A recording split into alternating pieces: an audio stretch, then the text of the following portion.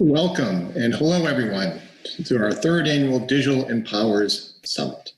I hope today finds you both healthy and safe. I'm Mark DeCourcy, the Senior Vice President of the U.S. Chamber of Commerce Foundation, and I lead the Chamber's Corporate Citizenship Center. Over the next 2 days, we're going to hear some of the most innovative minds in business, government, and civil society discussing how technology can help us create better, more inclusive, and a more resilient future. Our Digital Empowers journey began over 3 years ago in partnership with Tata Consultancy Services, or TCS. And since that time, we've hosted regional events all over the country. We've released research sharing these best practices. And we continue to highlight how the private sector and its partners are driving social impact in every corner of the nation through the power of technology. We look forward to featuring some of these organizations and innovations we've discovered throughout this journey, as well as new ideas and speakers who are at the forefront of the world's digital transformation. I'm excited to be joined today by our partner, Balaji Ganapathy. Balaji serves as the Global Head of CSR and Chief Social Responsibility Officer at TCS. He'll tell you more about our Digital Empowers partnership and how it's been serving as a catalyst for change in our communities across this nation. I'll be back following our first session to give you more insights into today's agenda and the unique collaboration and networking opportunities offered by our virtual platform. Balaji, over to you. Thank you, Mark. I want to extend a hearty welcome to one and all. Thank you for joining this summit. It is a very unprecedented time that we live in. I think even before COVID, the kind of inequities that existed in society was one of the reasons we partnered together on this journey. And those inequities have further been exacerbated by the impact of COVID. We are in the midst of a huge healthcare crisis, an economic crisis, and a social crisis. On top of that, you have issues regarding climate change as well as others in the Sustainable Development Goals. We have only 10 more years left to attain those goals. And it is a great opportunity for us to look at technology as not just a medium, but as a core part of our solution. The purpose of Digital Empowers is even more important now than ever before. And there are three aspects to Digital Empowers that you will be experiencing over the next 2 days. First and foremost, it is to raise the level of awareness about digital technologies and social issues. More often than not, individual stakeholders stay within their swim lanes as they look at technology or social issues, whether it is the private sector, in government and civil society, or in the social sector. And it is important for us to bring them together so there is a common platform where shared knowledge can be gained and solutions can be looked at. The second purpose is to explore the art of the possible. And this is really important because the integration of technology and the way it is transforming enterprises today is creating a lot of growth opportunities for companies. And it is important to have an equitable access to those opportunities and that growth for all other stakeholders, which is why we have CXOs and leaders from the private sector and from government and from other social entrepreneurship organizations who are leading this change at the intersection of technology and social good, sharing that so that we can explore the art of the possible. And the third purpose is to foster cross-sector partnerships. And this is an important thing to do because Digital Empowers is not just a series of events, but it is building a network of like-minded organizations that are doubling down on the need for social change and recognize the importance of technology as a key enabler for that. I'm very happy that over the past 3 years, this partnership and this program has touched over 2,000 people, experts from across all sectors to come together. And it has resulted in national level conversations, regional conversations on issues that are most important to Americans, and fostered a lot of partnerships, many of whom are featured today in the next few sessions. I am also excited that TCS is participating in it. We are a global technology organization with innovation at our core. And during these times of COVID, being purpose-driven, adaptable, and resilient is what is helping us support our customers, enable our employees, and empower the communities. So I look forward to engaging with you over the next 2 days. And you have an amazing set of sessions and speakers coming your way. So it is a virtual platform, and this is a virtual format, but the engagement, I believe, is going to be even higher. It has been increasing every year, and I'm expecting it to be even higher this year. And I invite all of you to explore the opportunities, use the chat feature, use the interactive nature of these conversations to gain a lot of knowledge that you can take back and use in your respective areas. With that, I want to kick off the summit by a set of speakers who exemplify the change maker spirit within the industries that are shaping our world. It is my absolute pleasure to welcome Alex Amouyel, Executive Director of MIT Solve, and she is going to lead a panel of two wonderful experts and talk about the role of innovation and transformation in society. Alex is a well-known leader in this space and a change maker, and I'm sure you will have an amazing session coming up to kick off this summit. Over to you, Alex. Thank you. Thank you, Mark, and thank you, Balaji, for your kind words and introduction. Delighted to be here today from my home in Cambridge, Massachusetts. I'm Alex Amouyel, the Executive Director of Solve. Solve is an initiative of MIT, and our mission is to drive innovation to solve world challenges. We do this by finding incredible tech-based social innovators all around the world, and by partnering with corporations, foundations, governments, and more to fund and support these innovators to scale their work and their impact. So I'm delighted to be here today with two incredible corporate innovation leaders, and we're going to start with Balaganesh. Starting with you, you lead advanced technologies at UPS, which, like Johnson & Johnson, is very much an essential business during this crisis. But even before that, your job has been to think about innovative technologies, notably drones. So do you want to tell us a little bit about how you're using drones in your supply chain and how you're using drones for good? Sure. Good morning, everybody. My name is Balaganesh. I work in the advanced technology group here at UPS. So just to kind of give you a little bit of context of what this group is all about, the center of the group is focused on all starts with the customer needs, right? So be it needs today or in the future. And these needs are constantly evolving as things and situations change. And our role is to match those today's and tomorrow's customer needs with today's and tomorrow's technologies, and then find that intersection. And that's where we play it, right? So it's not just technology for technology's sake, starting with the customer needs. What is that intersection? And we have four focus areas that we focus on. The first one is drones, as you mentioned, which gets the most airtime, no pun intended. Number two is autonomous ground vehicles, that we do a lot of work on. Third is robotics and automation. And then the last one is sensors, miniature sensors, and IoT, in fact, which is playing a huge role in our healthcare supply chain as we go forward into the vaccine movements early next year. So that's as far as my group is concerned. But just to take a little bit of a step back for UPS as a whole, UPS is a company that's been around for 100 plus years. So it's been a journey that has taken us from a small US company based out of Seattle all the way to a global company now, which is more than $80 billion of revenue. Now, some of the interesting stats I think that may be interesting to you is that almost 6% of US GDP moves through our network. And in the globe, that's about 3% of total global GDP that moves through the UPS network. So plays a huge, substantial role, as you mentioned, essential part in the economy and the society as a whole today. So thank you. Wonderful.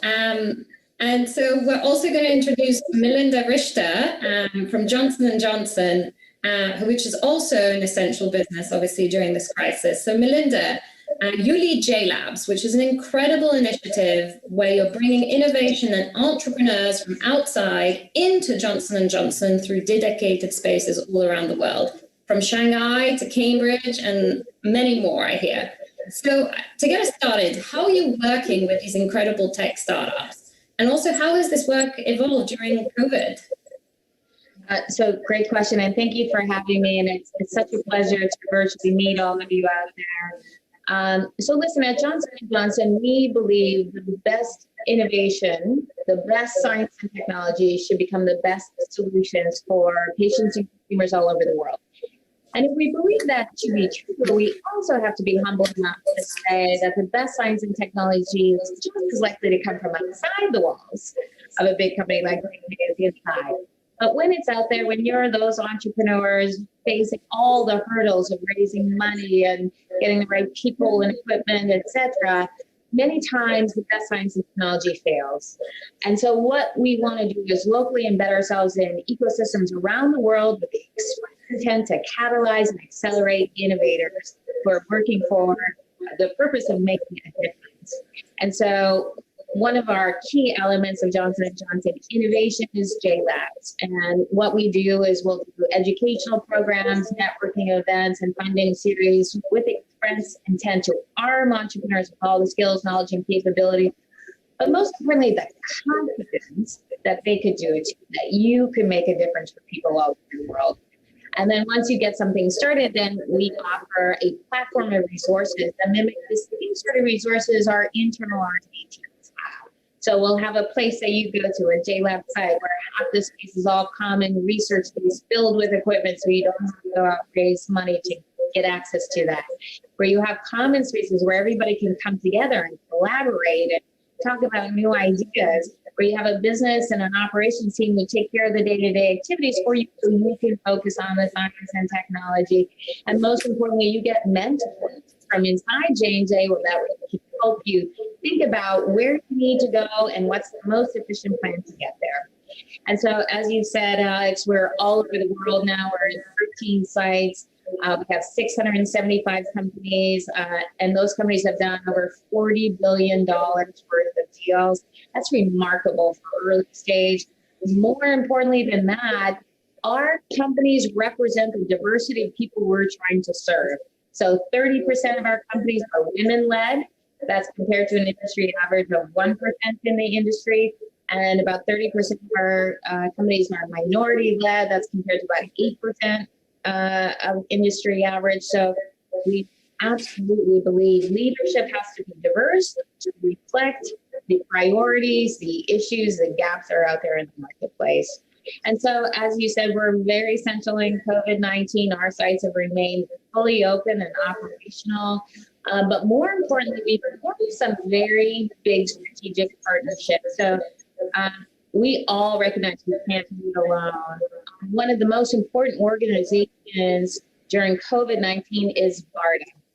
BARDA is an organization within the Human Health Services of the United States government. They have, you've seen the headlines, been funding many of the big corporations out there to get vaccines, diagnostics, therapeutics. People need them in this very critical time. And so we have likewise partnered with BARDA to create a new program called Blue Knight. And essentially, we want to recruit a whole set of entrepreneurs around the world to be Blue Knights, to fight for the front lines of healthcare, to solve for better diagnostics, better vaccines, better therapeutics. And so what we've done is create this surge funding pool for companies that are working in this space. So anybody around the world who's focusing on anything with regards to COVID-19, that is early stage but wants to get access to a big partner like BARDA, which is traditionally very difficult to get access to and negotiate with, reach out to us. If you Google Blue Knight, you'll find it. And we're interested in not just COVID-19, but what's around the corner. So the goal of Blue Knight is to anticipate 21st century health security threats, to activate the entire global ecosystem to work on these threats and then to amplify those solutions around the world. So if you take a look at our website, you'll find an opportunity there for you if this is something that you have an idea or some technology for. Fantastic. Well, we just ran a 2020 challenge. One of them was on health security and pandemics, and we just selected 7 innovators. So I will tell them about the Blue Night initiative and hope that they also apply, because they're really fantastic. So taking a step back for both Bala and Melinda now, and thinking about like the drivers of an innovation, and I really like the writings of Peter Drucker on this, who says, a piece of innovation is like luck and incongruities, but also different conditions, demographics, etc. Really, when Mark and Balaji started this introduction, they talked about how transformation is accelerating and the need to innovate for good, for solving real societal problems, is now a must-do. So while we know that circumstances are demanding change, how can we facilitate that acceleration? So starting with you, Bala, if you have a perspective. Sure.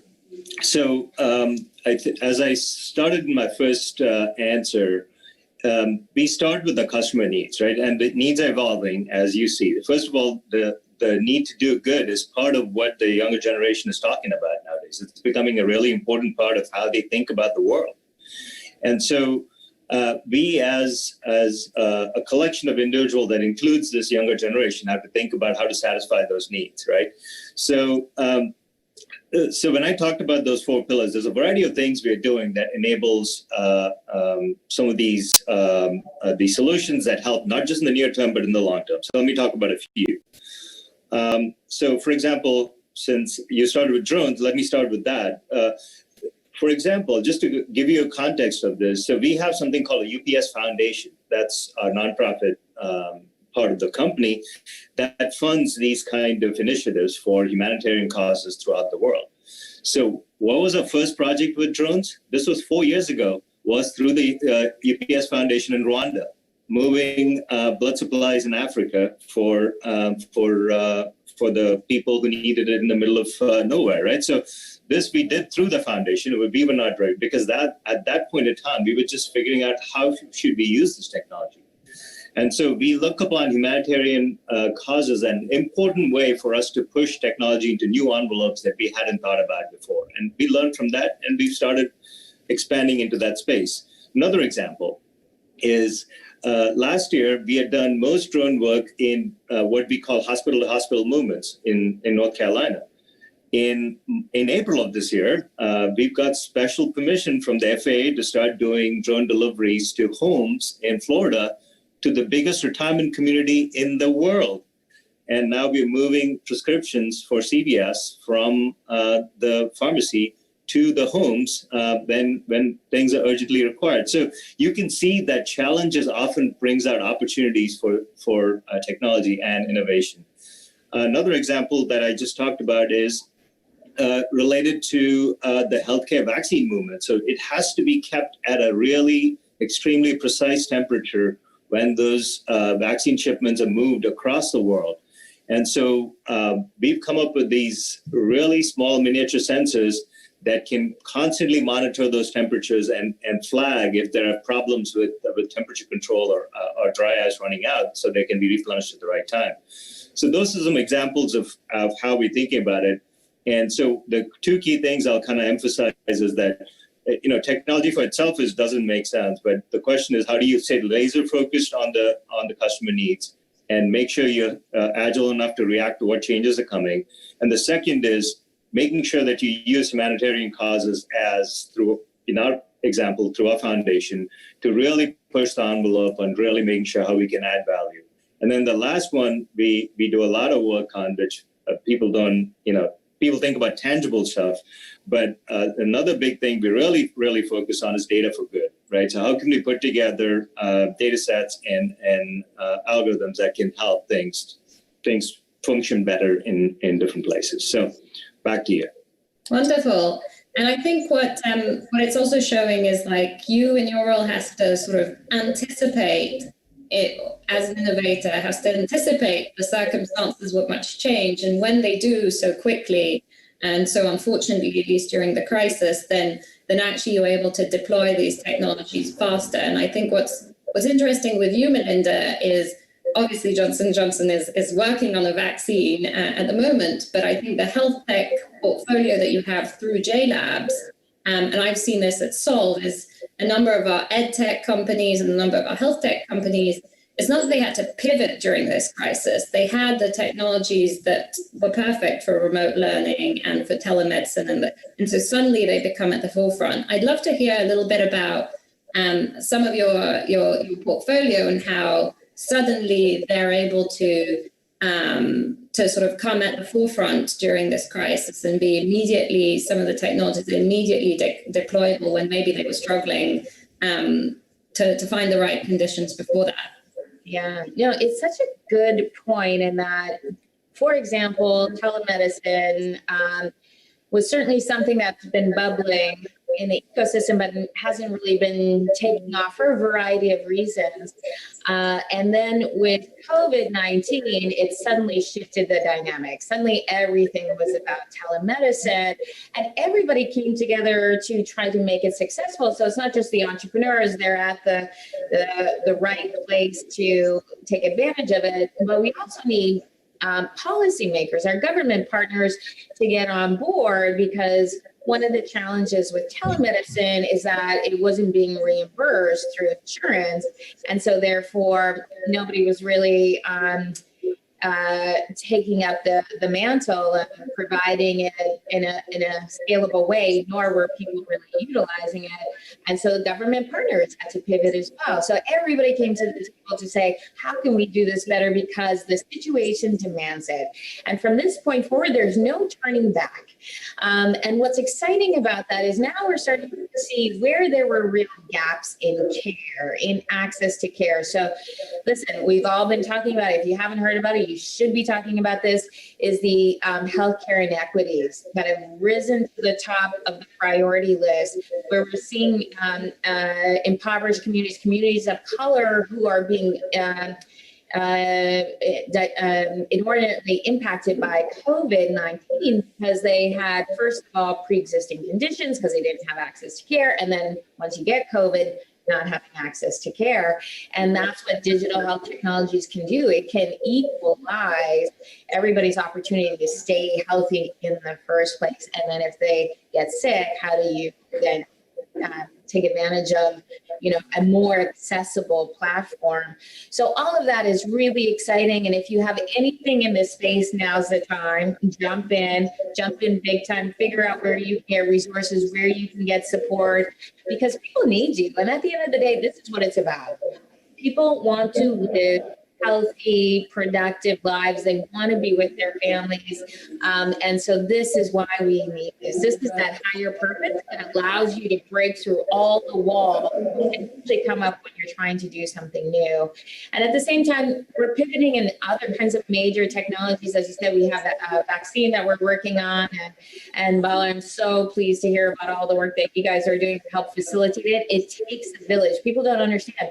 To get a vaccine to the people who need them, there are critical supply chain issues that could prevent people from getting it. And so keeping it refrigerated at a certain temperature is so critical. You can have the best vaccine in the world, but if you can't do that, people are not going to get it. So that's a really important part. But then you're seeing all sorts of companies pivoting their technology. We have a company called Specific Biologics, focusing on lung research. As you know, COVID really hits your lungs hard. So they've taken that data and they've turned it into a targeted gene editor to go after SARS-CoV-2, to change the genome, to target the genome and actually to eliminate it. These are exciting new technologies, wouldn't have happened otherwise. And so this is what everybody's doing. They're bringing their best game to the table to enhance and save lives. Wonderful, thank you. We have 5 minutes left or so, and I want to talk about an essential component of innovation, which are the people, right? And again, Peter Drucker talks about innovation fundamentally is about people, but it also requires an organized structure and a real discipline. It doesn't happen in a vacuum. And so in both of your companies, I believe, but I'd love to hear about it, that your book, how do you support intrapreneurs, the change makers within your organization, to be innovative, to facilitate change? So that's for you, Bala. And then Melinda, I would love you to answer the opposite question. How do you help the entrepreneurs coming in, but also integrate with the entrepreneurial spirit inside Johnson & Johnson? So starting with you, Bala. All right, thank you. So that is critical, right? So yeah, I absolutely agree that what you said is true, which is finally it's the people who make it happen. And we think about it from two dimensions, right? So one is what I call the structure, and the second is culture, right? And I'm sure since you mentioned Drucker, he talks about that. I don't want to keep quoting him, but there is an alignment of structure and culture to put together to make sure that we can create the framework to make sure we can make innovation happen. And so there is kind of three things that we look to get accomplished by putting those two together.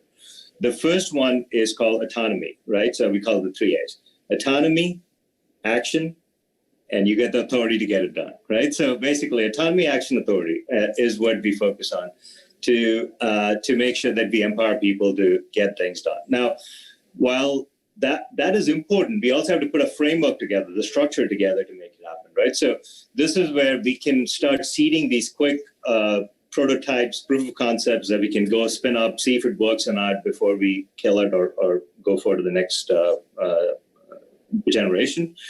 And we bring together the structure of other people from the outside to help this happen. So typically we look for two other avenues, universities and partners, to kind of put together the framework that helps these people take things down to a proof of concept. So university could be either funded research, or we bring in fellows who may be, PhDs or postdocs who want to take a little break and come work in the industry.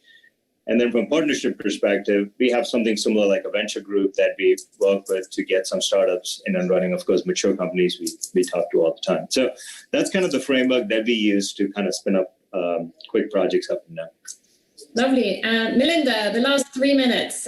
Well, thank you for that. And so listen, I think the most exciting thing that we do, other than have an impact for patients and consumers all over the world, is that we try to pair up our entrepreneurs with a JPEL inside of J&J. So what you're doing is giving those two different groups of people the best of both worlds. So the entrepreneurs are out there, they're risking it all, they're jumping off a cliff, but yet they still like to be tethered to the resources, the expertise that comes in a big company. And listen, to get into a big company, it's a high bar. So when you get talent, a mentor, a coach, a series of coaches from a big company like J&J, it's like winning the lottery.